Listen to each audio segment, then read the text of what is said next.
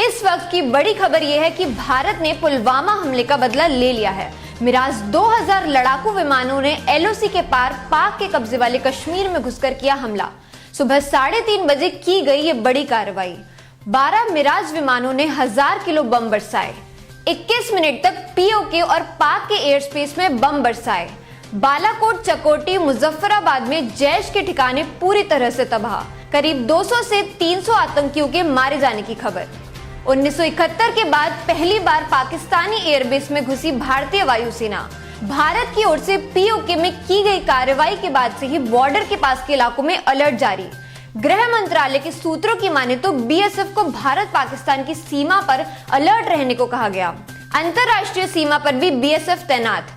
हिमाचल प्रदेश के धर्मशाला में भी अलर्ट जारी। यहाँ बाजारों को बंद कराया गया। विदेश मंत्री सुषमा स्वराज आज चीन के लिए होंगी रवाना। वहां रूस और चीन के साथ द्विपक्षीय वार्ता संभव।